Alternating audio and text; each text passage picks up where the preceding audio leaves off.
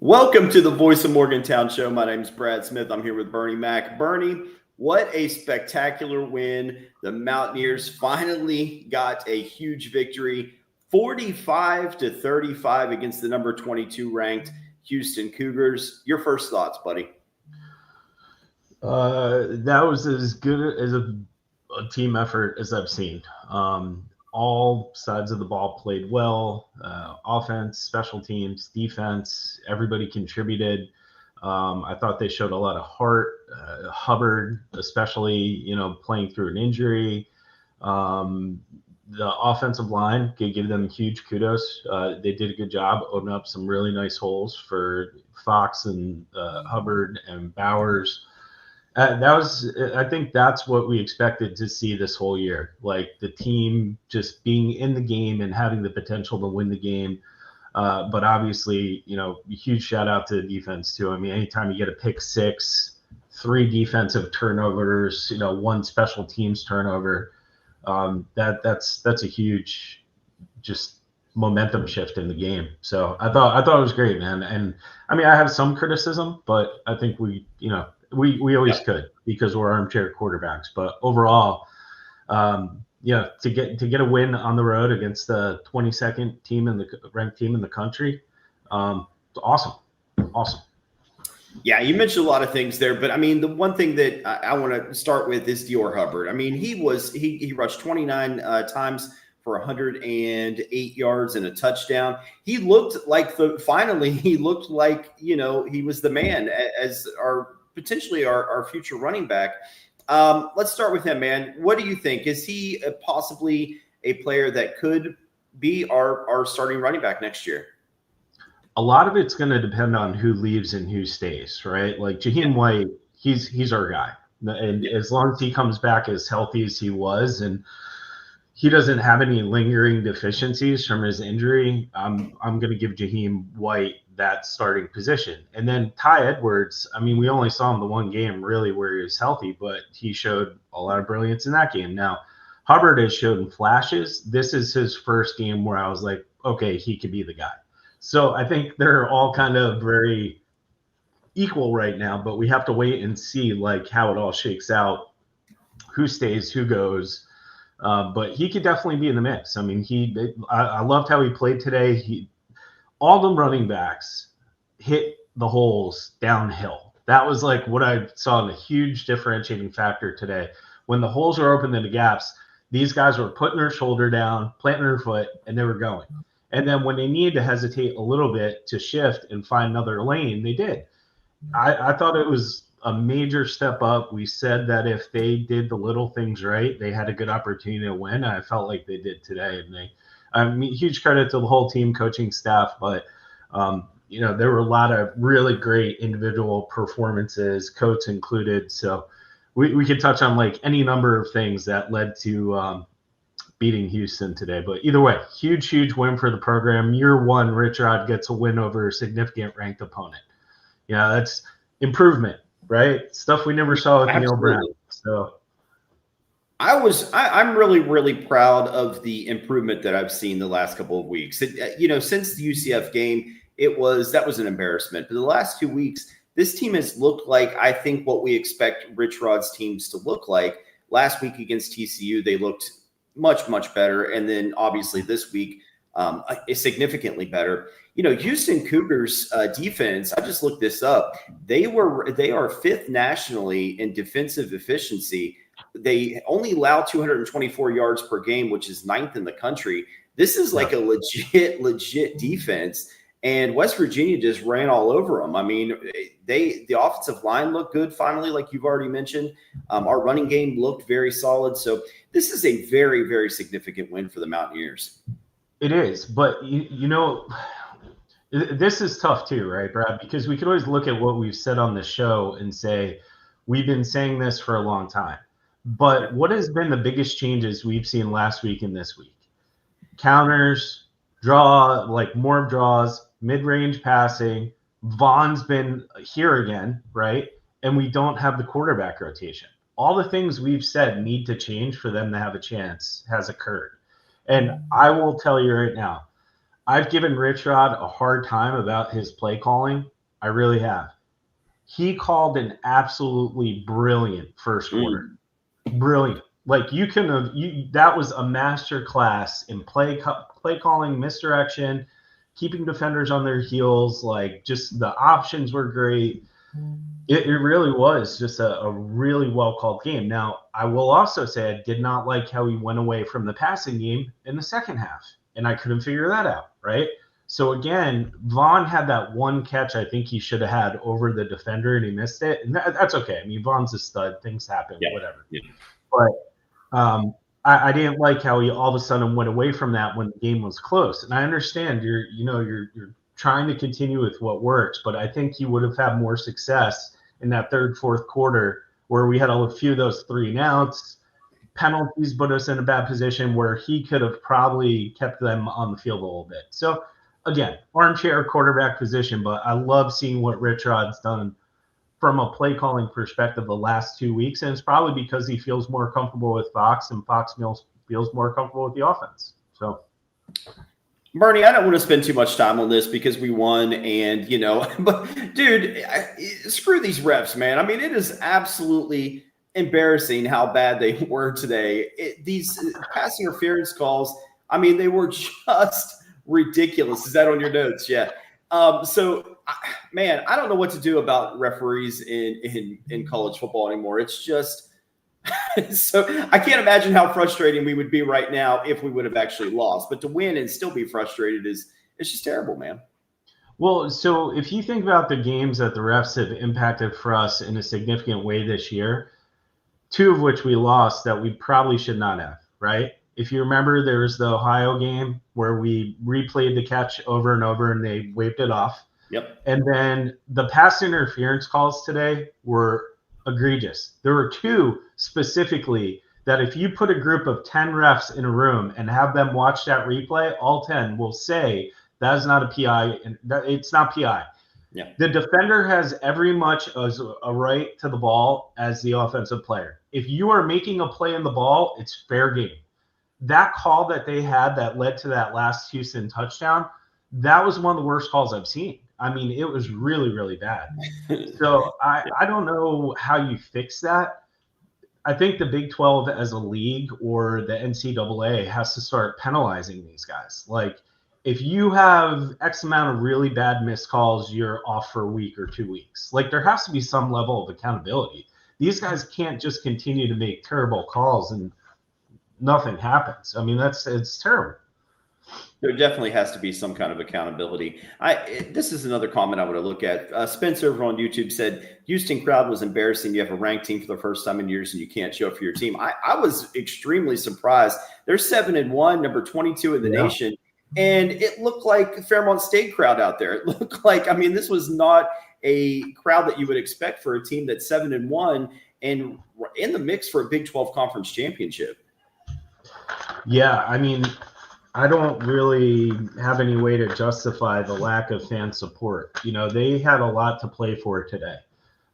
They would have been in the thick of the Big 12 title game if they would have been able to beat us today.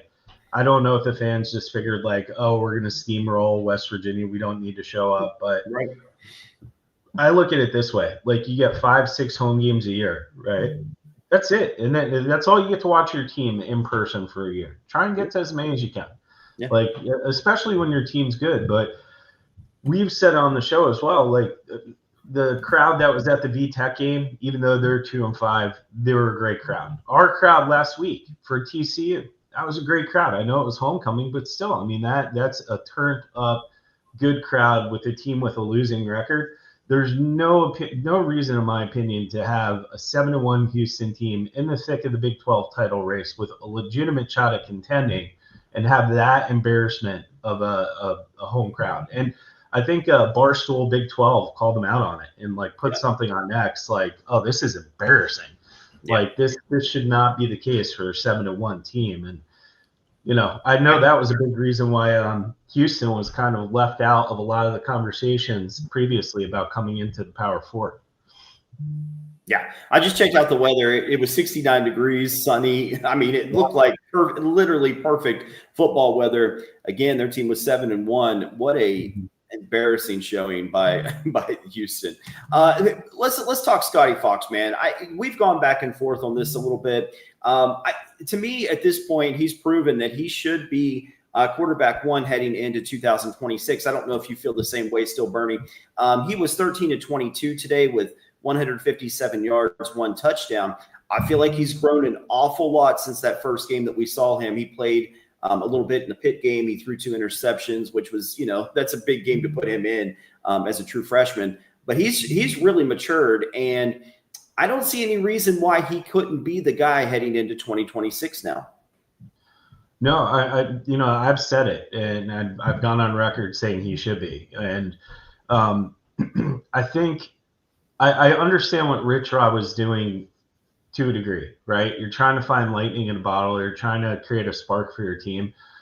I still think that really hurt the quarterback room. You have to, as a coach, make a decision and stand by it. Evaluate the guys in practice and say it's going to be Wilkins, Henderson, or Fox. We all felt like Fox and Wilkins should have been the guys. We never really considered Henderson. I mean, others did. I did not. I never liked Galen. I thought he was a bad fit. He proved that he couldn't make throws that were needed.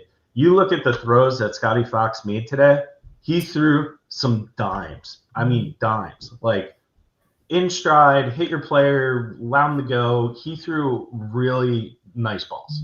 So, for me, he's the only guy that I've seen that's done that. He's shown that his scrambling ability is just as good, if not better, than Wilkins. I don't really even think there's a discussion about who should be QB1 next year. And I know you're not going to agree with me on this, but I'm going to say it anyway.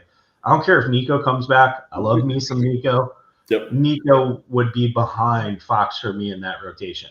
I just have not seen the explosiveness with our offense, the I guess rapport he's built with Vaughn so quickly, and just his willingness to put the ball up and let Vaughn make a play. That's been the differentiating factor to me in the last 2 games. And I think if he continues to learn and understand and evolve in Rich Rod's offense, there's no reason to recruit anybody else. Yeah, and I don't know that he necessarily has the speed of Khalil Wilkins, but he is certainly able to get the job done with his rushing. And, again, I didn't see him throw not that I remember at least, a bad pass today. So that's a tough game to go into Houston on the road. And so I was really impressed. And to me, that just pushes it over the top for me that we don't need to necessarily go out and get a big name quarterback. We can maybe go out and get another veteran, which would be nice, to bring in case Fox goes down. I'd love to keep Scotty Fox, have Khalil Wilkins as like a third stringer, and then bring in, a highly regarded backup quarterback who is a veteran presence. Yeah, no, I think that's a good mix, but I think Wilkins and Fox have both gotten enough kind of time this year that they're there, right? I mean, Fox obviously now as the starter is what it is. And you never want to play from a position of what if you get injured? Because we all know that these guys may or may not be here next year. But I know we have some good recruits at the quarterback position. I haven't looked at it in a while because we're so great into the season. But I know we have that pipeline built. And I think if you could have those guys, and now with the new rules to where they can play up to 4 games and not require a red shirt, I mean, that's a huge advantage to get some real life playing time experience, right? So I agree with you. I just would really like to see our money spent elsewhere because I think we have a good amount of potential with the pieces. If everybody stays, we really could make a big jump up. And I liked what the announcer said at the beginning of the game about Houston. They only won 4 games last year. Fritz coming back is a very well-established head coach. And now they're 7-1, and yeah, they had a hiccup today, but that's a big turnaround. And I think that's what we expect to see the way that Rich Rod's building the program, right? Because Fritz is an old school coach as well. And that they believe in building it traditionally.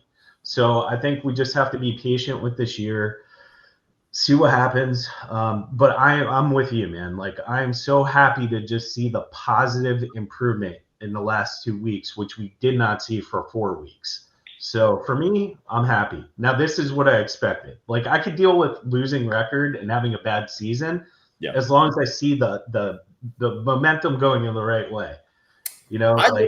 Yeah, I'd love to see in the offseason for us to go out and really, really jack up our offensive line, really improve that offensive line. Kevin Brown, guys, that 4-star offensive lineman who's currently committed to Penn State. I would love to see us really throw the bank at him and really make sure we get him.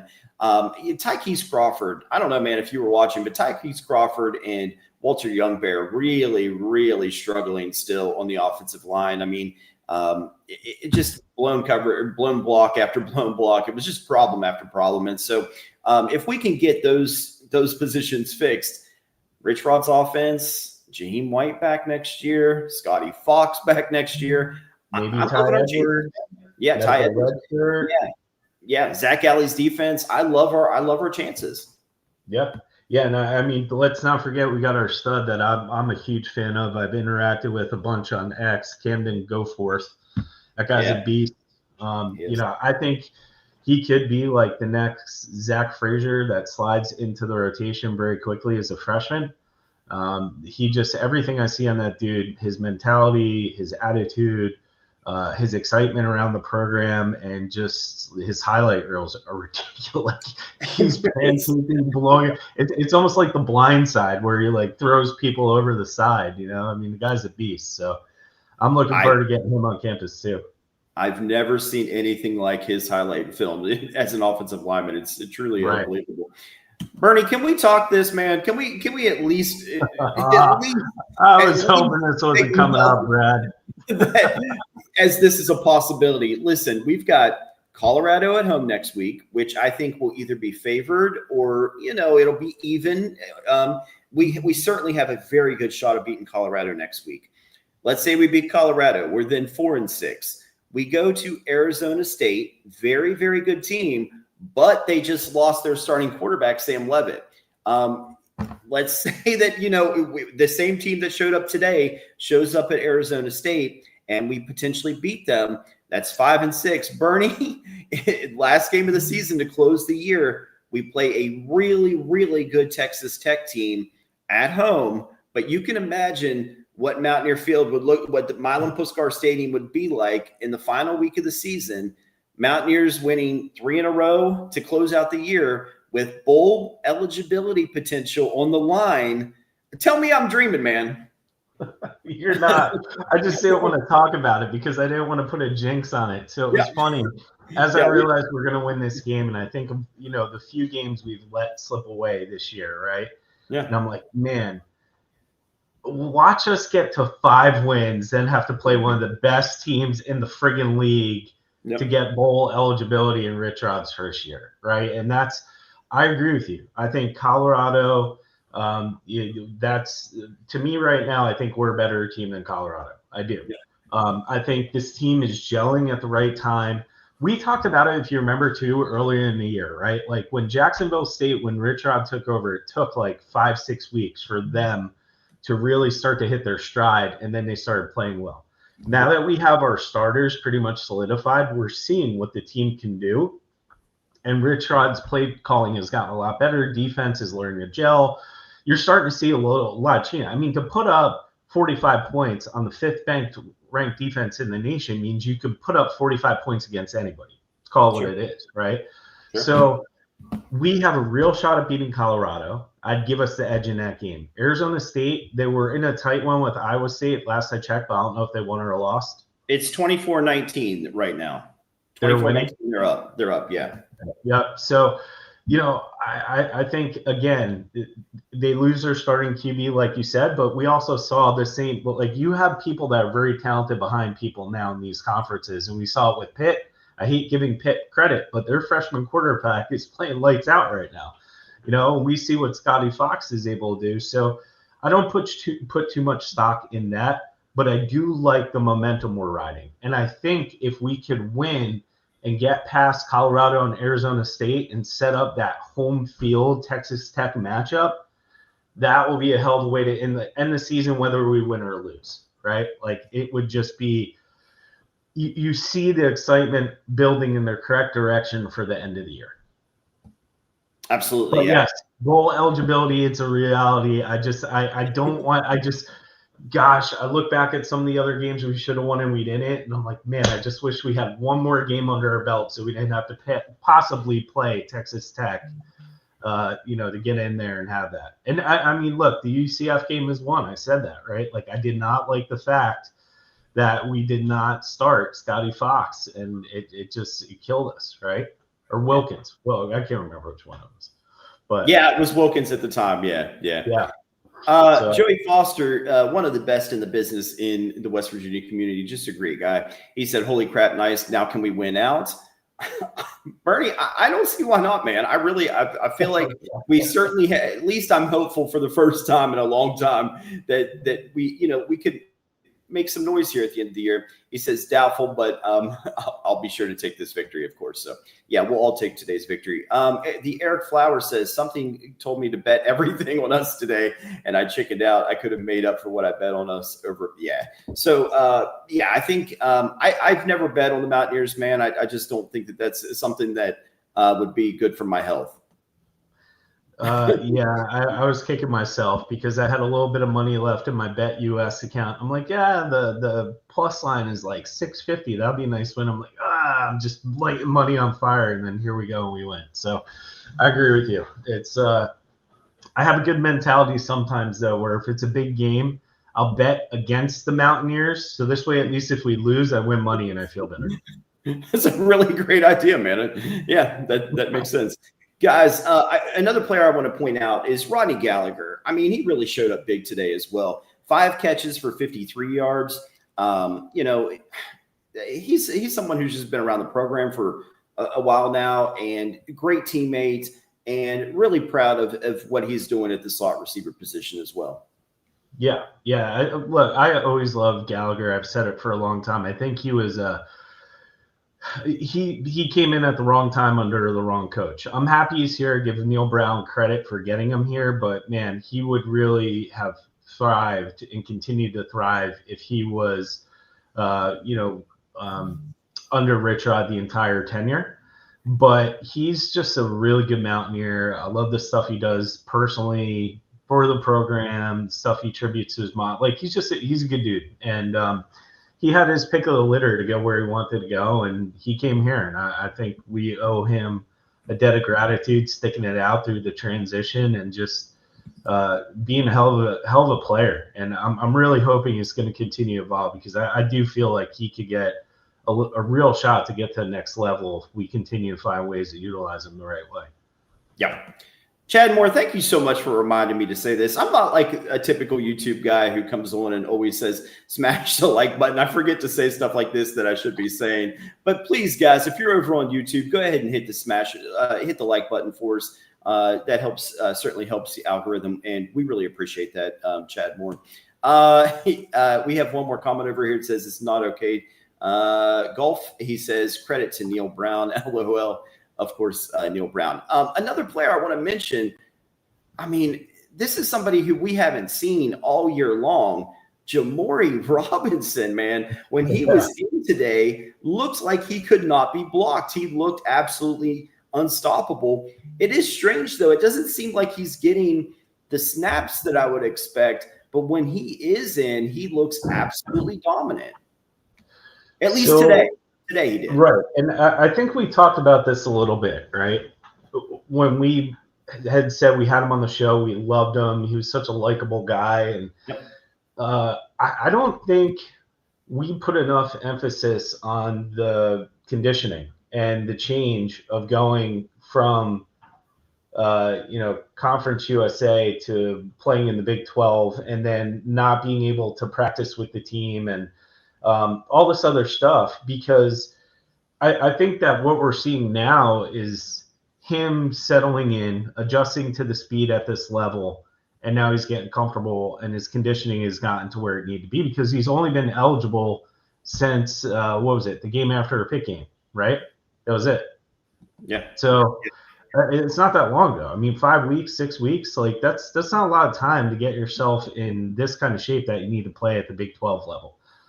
So I think I would love to hear his name called more. I mean, hearing his name called 3 times today, including a fumble recovery, awesome. That's what we expected from Jamori Robinson. So again, I mean, we have 3 games left this season, and I would say if we play like we played today, we can win all those games. But Absolutely. We'll see. Yeah. Chad Moore said, it's a great day to be a Mountaineer wherever you may be, Q Country Roads. It really, Bernie, this is something that's kind of disturbing to me, is that how much West Virginia winning football changes my mood, how much it changes my level of happiness. I mean, I've been so bummed out every Sunday morning, every Saturday night.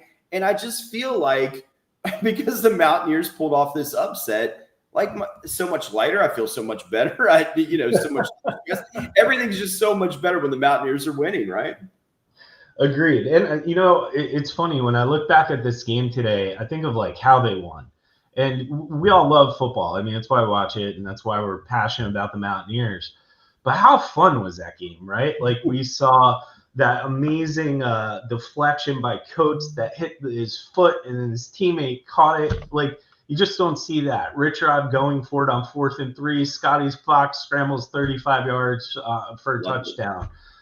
Cam Vaughn making that amazing catch in the end zone. A pick 6, a special teams recovery. I mean, it goes on and on, right? Like, that was a really fun game today. And it really was a game I was watching. I was like, holy crap, that was a great play. Where's that been all year? And you just see these guys starting to kind of click, and they're having fun again. They're playing loose. And, it just was a really good game to watch as a Mountaineer fan. Not so much as a Houston fan, but as a Mountaineer fan, I was loving it. It was great. So I agree with you. I mean, Saturday, feel great.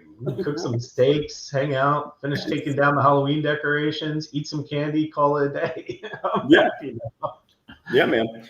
The effort that we saw from the Mountaineers today, I think we also need to touch on. Just it felt like defensively, obviously we didn't play perfectly defensively, but it just felt like the effort was there. I love that this team has not given up on Rich Rodriguez. That's pretty obvious.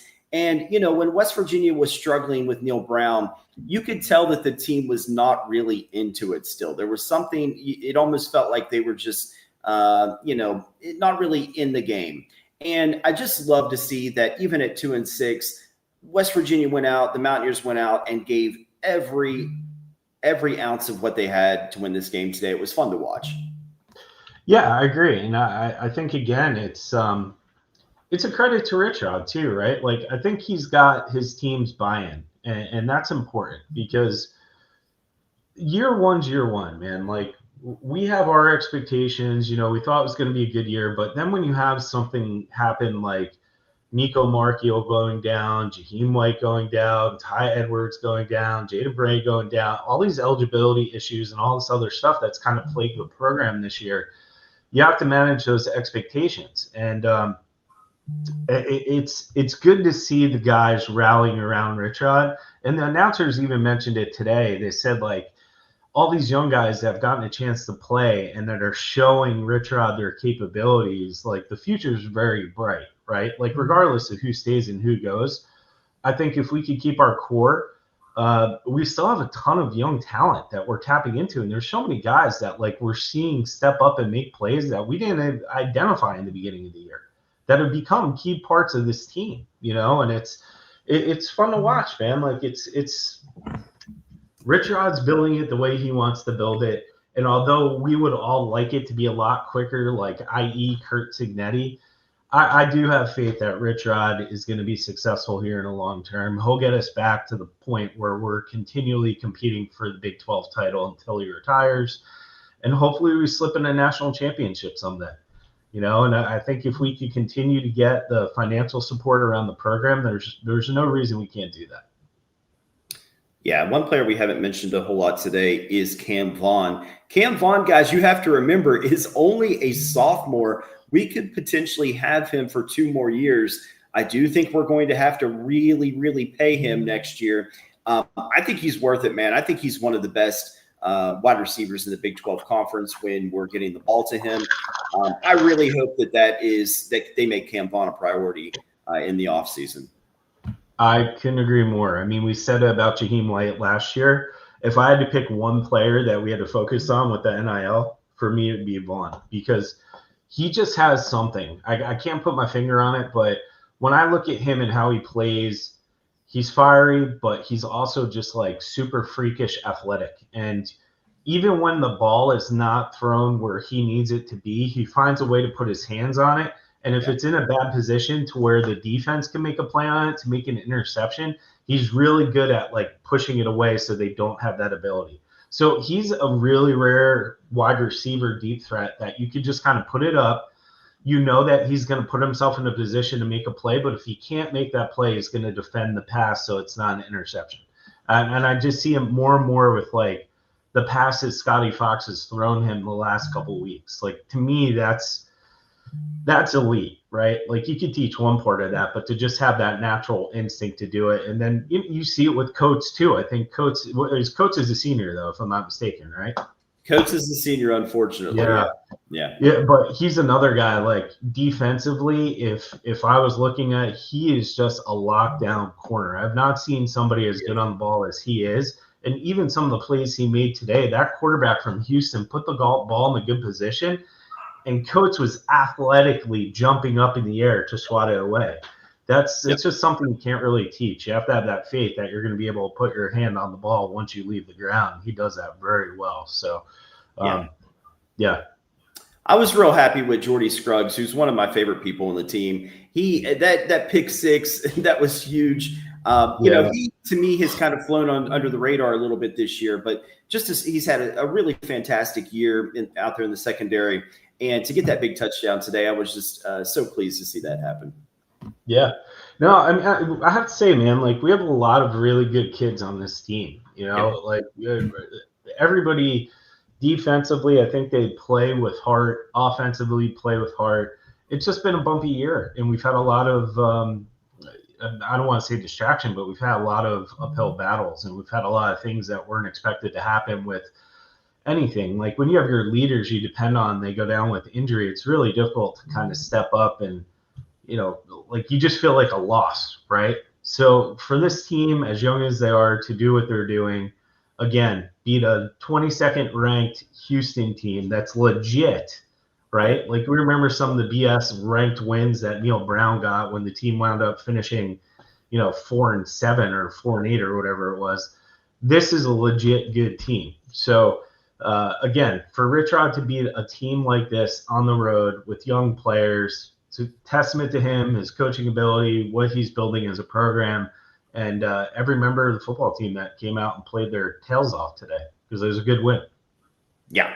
Neil Brown never beat a legitimate top 25 team. There were teams that were ranked in the top 25 that he beat, but they were not the top 25 teams by the end of the year. So it was really nice to see a legitimate victory over a top 25 team.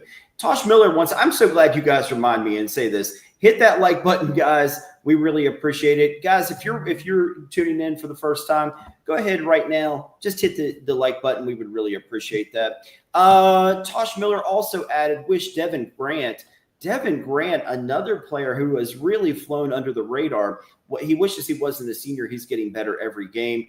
They held him all game. Man, I got to watch this again because it was bad. I mean, it really was, over and over and over again. Chad Moore added, Tosh, Houston is still holding Devin as he gets onto the bus. I think that's pretty accurate, Bernie. Well said, Chad. Yeah. One more. We'll take a couple more, and then we got to go. Cole over on YouTube said, hey, guys, like I mentioned on YouTube, I am a true Coach Rod fan. I believe in him. The offense, it finally clicked today, and the defense played hard. I think Zach Alley is going to make a lot of improvements to the defense next year. But what we did see today is that the defense played really, really hard, and so did the offense. And that's really all that we could ask for right now. Yeah. And I mean, Rich Rod's huge on effort, right? Any coach is. I mean, it's just, you want to see, if you're going to get to play 35 minutes out of a 60-minute game, you want to see your guys play their butts off for that time. And that's not a lot to ask, right? Like, the game isn't what it was before, where these guys are just getting scholarships. I mean, they're getting paid real money. You're a paid athlete at that point. Do your job. And I think that comes through in the effort and the intensity that we're seeing today. And I mean, everybody I saw on that field today, from the running backs quarterbacks, like everybody was going all out. Did you see Scotty Fox lower his shoulder into the linebacker for that first down? Yep. I can't remember a quarterback I've seen do that recently for us. I mean, he was like, he just plowed through and he got the extra yard he needed because he realized where the first down was, kept the drive going. Like little things like that go a long way to be successful in the season. And we're starting to see it, which is great because that's Rich Rod changing and redefining the culture that's been lingering for the past 6 years. So, yeah. I don't get this one. What's this one, Chad Moore? You got to explain this one. Bye Clemson and Miami. I saw Miami lost, and Clemson must have lost as well. That's interesting. Miami has really gone downhill lately. Yeah. Well, I keep seeing Pat Narduzzi saying that the ACC is top to bottom the best conference in the country, which is just laughable. Yeah. That was laughable. Bernie, I'm going to go write an article on West Virginia's odds of making a bowl game still. And then I'm going to have a great weekend for the first time in a long time because the Mountaineers won. Anything else that you want to say before we go, buddy? No, just I'm really glad to see the fan base staying behind this team this year. I think if it was, status quo of what we've seen in the last 5 years, you wouldn't see that. And I love the intensity and the buy-in from the players. Like you said, it's so great to see a team that hasn't quit. They're playing hard. They're buying into what Rich Rod's trying to build. And, so this is a great win. And I don't want people to diminish this win. I mean, we haven't seen Houston be relevant in a long time in football, but this is a really good Houston football team. Like you said, 5th in the country defensively. This is a quality win, and I expect Houston, from looking at their schedule, they're gonna be in the mix at the end of the season.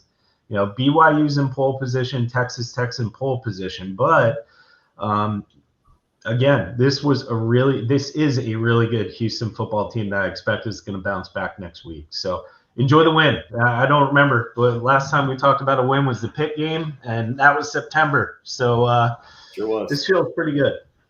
Chad Moore, thank you so much for tuning in, man. He's got his picture there with Major Harris. Let's go. We appreciate everybody joining us for the show today. Guys, again, if you haven't subscribed, go over. Just all you have to do right now, go ahead and hit that subscribe button. Turn on the notifications, and every time that Bernie and I or Rush come on, you will see us live. Guys, thank you so much. We are here Monday through Friday at 7 p.m. right on the dot, and on the weekends after a Mountaineer victory. Guys, thank you so much. Have a wonderful rest of the week, and let's go Mountaineers. Some Morgantown, we break it first. WVU pride, we quench your thirst. No spin, all truth, loud and proud. Mountaineer nation, say it loud. The Voice of Morgantown. VOA.